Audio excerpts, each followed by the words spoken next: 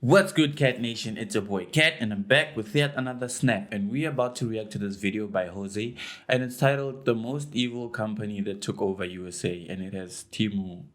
The thumbnail is just written Timu, and Timu is not just taking over USA; it's all over the world. It's even here in South Africa. It's just everywhere, and I'm so fed up with their ads. Like I can smell a Timu ad like five scrolls away that I'm gonna skip this ad. I don't even want to check it out. And apparently it's a scam also. I've seen videos where people are ordering things and they're getting like I saw this other video, someone ordered a book and they literally got something this size. So it's also a scam.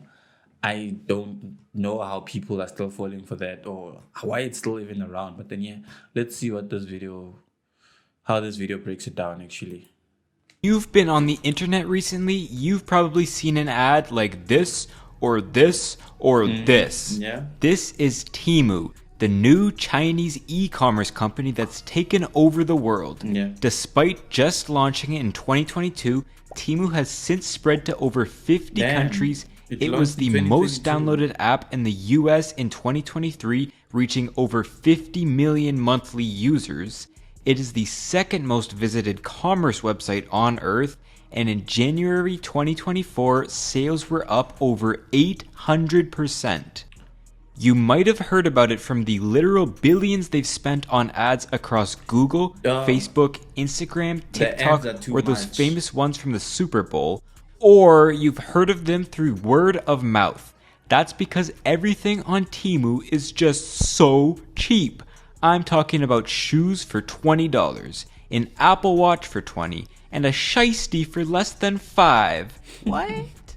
Temu is the child of Pinduoduo, the original Chinese e-commerce company who specialized in bulk purchasing agricultural goods with your friends and strangers. Pinduoduo, now PDD, blew up during the COVID lockdowns, mainly in smaller Chinese cities hit hardest by losing access to stable supply chains. Teaming up with strangers helped keep them running smoothly and farmers in business. Temu, though, built for Western audiences and regulations, doesn't use the bulk purchasing model like PDD does. Yeah. But they do copy one thing. Shopping with Temu is like playing a slot machine. 1, 2, 3, 4.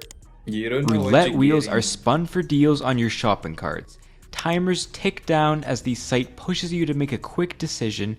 Purchases can be split into 4 separate ones down the line, no matter how cheap the item is, and you feed virtual fish to get credit for more purchases. Using Temu is like shopping at a mix between the thrift store and a casino, and it works. In 2023, sales topped over $5 billion in America. Traffic was up almost 85% on Black Friday, earnings almost tripled in a year, and PDD became the largest Chinese commerce company by market cap, beating out longtime giant Alibaba. This is all a little odd. PDD Holdings is not a very transparent company. For a company of their value, they employ a remarkably little amount of people, around 13,000. They have little hard assets, little disclosure on their payouts, and quite opaque financial statements. Not to mention the challenge of actually distinguishing between Temu's and Pinduoduo's value in their little amount of data that's released. So, if you don't really know where your money is going when it's plopped into Temu, why are so many Americans investing in it? It's because this website is not your typical dropshipper or retailer. Of course, like the average one, Temu handles all the marketing stuff on their end. Suppliers are generally good at making their products, but less so at getting them out into the world. But unlike a typical supply chain that might go factory, warehouse, storefront, purchase, Temu cuts these middle ones out and sells them directly from the factory. One benefit of this is that with over 100,000 suppliers in the that would explain why they're so cheap. Also because they're the Chinese products they're no-name brands basically. So yeah, we're cutting the middleman and especially cutting 2 middlemen from the equation. That's why they're so cheap. But it doesn't explain why people are getting scammed. It doesn't explain why people are ordering things and getting totally different things. So I hope that they cover this here. Country with by far the largest manufacturing base on Earth, Temu can flood their website with products ranging from cat toys to drill bits to anything you can think of. They have everything. Why Temu does this and what investors really love about the service is that they provide a solution to the manufacturer's puzzle, the need to constantly predict market demand. A manufacturer wants to make as many little trinkets as people will buy, no more, no less. If they make too many, they'll need to store them for a hefty cost, and if they make too little, they're not making as much money as they could be making, which in the world of business is the cardinal sin. Instead of constantly trying to predict demand with models and statistics, wouldn't it be so much easier if they could just know how many products people will buy? Temu thinks so too. Think about it from the perspective of selling toys.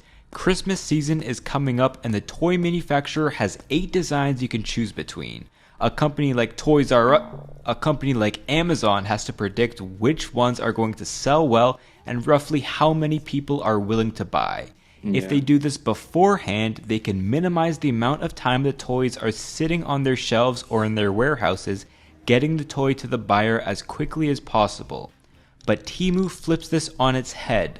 Because they cut out the middlemen, that toy manufacturer with 8 different products can put them all up on the website and literally see which ones sell better than others.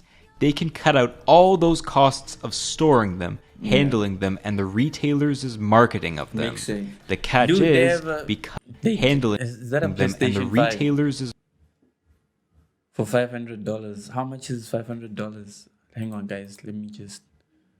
I want to know how much this PlayStation 5 is actually. USD chooser. Here we go. $500.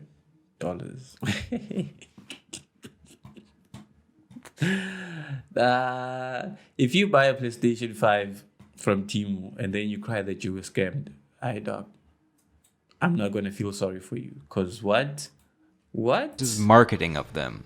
The catch is, because they're not buying them in advance, it takes a long time for a Temu package to arrive at your door because it takes time to produce these toys and deliver them from scratch. Temu takes as many as 15 business days to arrive at your door compared to Amazon's 2. Yeah. It takes longer for the buyer, not but that this bad. way every product is its own little market survey. That's why Temu has so many weird products and plastic doodads. The bizarreness is part of their strategy. Put everything up on their website and then see which little trinkets stick and which ones they can scrap. What is that? What is that? Shein, another Chinese e-commerce site which specializes in fast fashion, uses a similar strategy. I did some shopping around here, but this website, it wasn't for me. I won't lie though, it has an appeal to it. All of these clothes are just so cheap. By working with over 6,000 textile factories across China and also employing a similar stick everything on the app and see what people buy model, in 2021, Shein was able to add 20 times more new items to their service than H&M and Zara combined. Damn. Oh, and it also outsold these two as well. Shein makes up only a fifth of all e-commerce sales from China, but the versatility of textilers could be why over half the total sales are fashion related. This model just works best with easily variable items. The problem with this waiting game is that the products are usually of such low quality, Temu customers get frustrated and shift back to the big players. Yeah. Oftentimes, products are not what's described.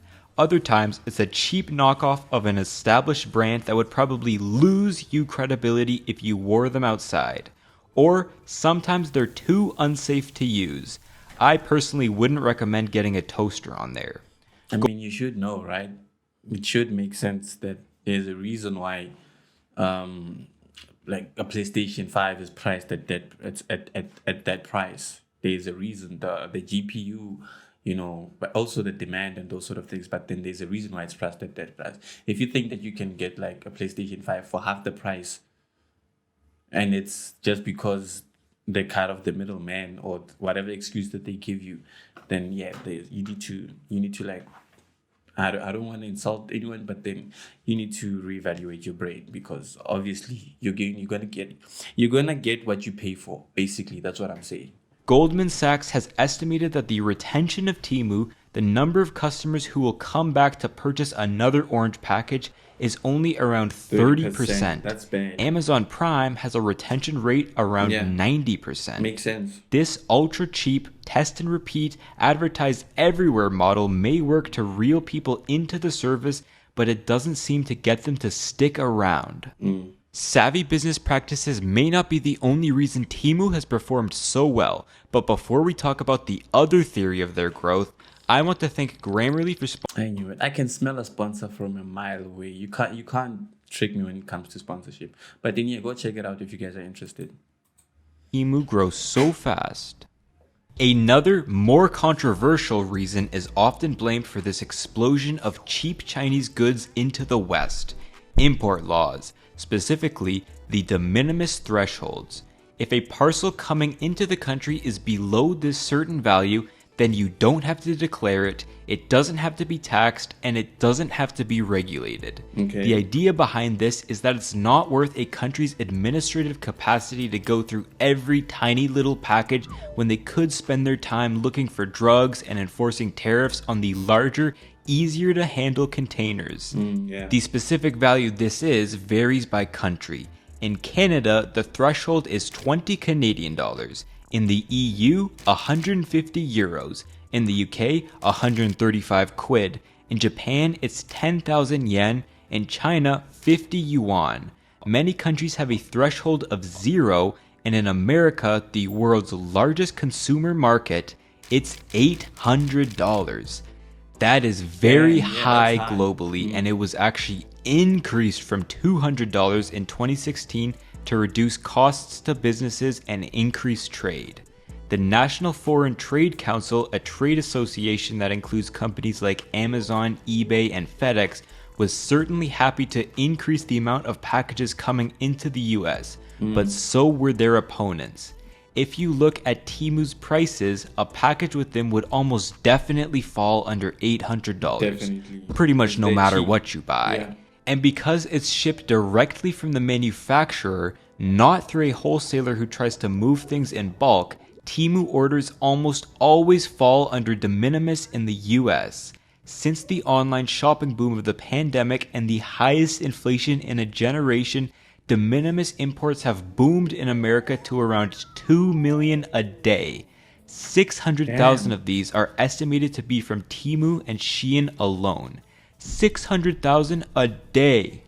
Assuming that's roughly 9,000 tons of knickknacks, that translates to around 90 Boeing 777s coming into the US full of Temu and Shein orders daily. These are individual, unlabeled packages coming in, making it very hard to enforce any sort of rules, regulations, or keep data on them.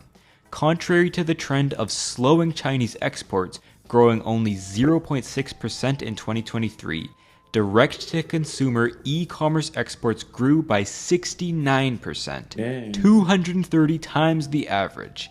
And America received over a third of these e-commerce exports.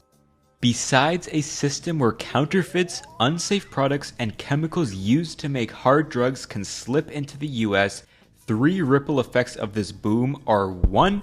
Through the chemicals needed to make these plastic. I mean, when it comes to like counterfeits and yeah, all of these things, I don't think that.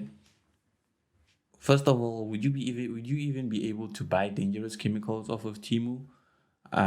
Also, your browser, that's not safe to do on your browser. I'm just gonna say that. But yeah, I don't think anyone is using it to ship. Basically, what I'm saying is that I don't think anyone is using it to ship dangerous stuff. I might not know, but then yeah, I don't think so. So Effects of this boom are: 1. Through the chemicals needed to make these plastic trinkets and cheap clothes, it's kept oil demand higher than ever. China has been consolidating the factories to make these so-called petrochemicals, going from a shortage to a huge surplus of chemicals like polyester and p-xylene. China, who already produces around 75% of the world's polyester, has grown output by enough in the past few years to make an additional 100 billion t-shirts annually. In fact, the International Energy Agency has estimated that global oil demand, excluding petrochemical demand, would be lower today than in 2019. Moving chemical production from Europe and Japan to China is keeping oil fuming and its prices high. The second issue, it perpetuates slavery. There are almost 2 million Uyghurs in the Xinjiang region. I forgot about the whole, how basically Chinese factories and all the sweatshops. We've all heard the stories. I forgot about that. So yeah, they're probably being worked overtime to get these things out. Damn, man, that's sad. Like the child labor that goes on there. I forgot about that. Region of China who live in internment camps. These are prison camps for the Muslim population to be re-educated into Chinese society. Prisoners suffer horrible abuses, torture, and are put to work in the name of curbing terrorism and religious extremism. Many countries have officially declared the system a genocide, and the United States has passed legislation to block all imports which use this Uyghur labor from entering the country. Temu officially disagrees with these allegations, Obviously, saying its low prices are due to its streamlined supply chain, but an independent audit from Ultra Information Solutions seems to have found at least 10 products linked to this slave labor. If the Department of Homeland Security cannot verify the origin of the goods through the de minimis loophole, then it would not stop products that were made at the hands of slaves from being barred entry into the US. And third, it's not fair. Old Joe loves to talk about fair competition with China, but the de minimis law creates an imbalance of costs between direct-to-consumer Chinese suppliers and larger firms who ship in the traditional way. In 2022, Gap paid around $700 million in tariffs. Yeah, because they don't like ship small products, and they probably when their shipping comes in, it's in like large quantities and those sort of things. So yeah, they still fall victim to the whole diminish or above that word that he just said, but then it's above it, so they still have to pay those tariffs and whatever. H&M paid $200 million. Yeah. And across the US, over $111 billion was collected. Temu and Shein, on the other hand, haven't paid a single dime. Imagine. Technically, this is not illegal. Temu is just playing by the US's own rules, but it puts American companies at a huge disadvantage over cheap Chinese sellers on their own home turf. Not fair if you ask most. And this is a reason why there is a movement to get the de minimis threshold de-minimized. Back in 2023, a bill was introduced to the US Senate to reduce the threshold for non-market economies from $800 all the way down to $7. Proponents argue these government-led economies are the ones to unfairly subsidize their exports, bringing their price down below the limit to sneak products into the US. But of course, this bill is mainly aimed at China and their glut of small and medium-sized manufactories in the growing trade war between the two superpowers. In 2024, a law was passed which required ByteDance to either sell TikTok to an American owner or have it banned from the country. The same bill allows the presidents to determine any other foreign adversary-controlled application to have a similar divest or ban ultimatum. The American government is in the mood to de-risk their economic ties with China. That means doing more to protect American brands' intellectual property or blocking the import of drugs from China. In June 2023, the Select Committee on the Chinese Communist Party released a report on Temu saying it does next to nothing to keep its supply chains free from slave labor, with no internal audits on its suppliers. In April 2024, Senator Tom Cotton wrote a letter to President Joe asking the government to officially investigate Temu and ended off with a simple question. If you had the authority, would you ban it? Maybe Temu does not need to be banned. it might die off on its own. American consumers, Yeah. don't I was about to say, you remember what's this? Before Timu and before Alibaba, there was this other one, Wish. There was Wish. Where's Wish now? People got tired of Wish. Even Alibaba, people just got tired of Alibaba as well. So same with Timu. People are probably just gonna get, because they don't give proper, or they don't sell quality brands. So at the end of the day, it's just a waste of money. If no matter how cheap it is, at the end of the day, most of their products is just a waste of money, and people will not, return. Like they say, they can't keep the customers returning. So it'll probably die down. But then the question is, after it dies down, will another version just come back, like another, just like Wish, or another, I don't know what's the new name. So yeah, but then I think people will just get tired of it, and especially since the ads are everywhere. Once those ads stop, then it'll just fall out of our minds. like to wait 3 weeks for their deliveries to come, and B, are getting fed up with Temu's quality. Yeah. eBay, probably the most similar American equivalent to Temu, has claimed they faced no additional pressure due to their competitors' rapid entry into their space. Temu may just be blowing money giving out free cash and deals to consumers who will only click on the site once, get their one package, and switch back to Amazon promptly after. Yeah. Investors may still love Temu now, but look back and you'll see many once Chinese superstars have fizzled out over time. Wish.com had a similar service Exactly. to Temu. That's what I In say. fact, pretty much identical. But after being the butt of too many Wish version jokes, the company lost over 99% of its value from its peak in 2021. Damn. All these viral Temu haul videos are an echo of those same videos for Wish products. Consumers are curious about the randomness of the purchases, but would never seriously substitute their quality for that. There will probably come a time when Temu succumbs to either political or consumer pressure. But as for the Chinese e-commerce space as a whole, the incentives are too strong to kill it outright. If Temu eventually dies, we will probably just see another rise from its ashes. Yeah. Probably. One of the only types of products in the US exempt from the de minimis threshold are agricultural goods.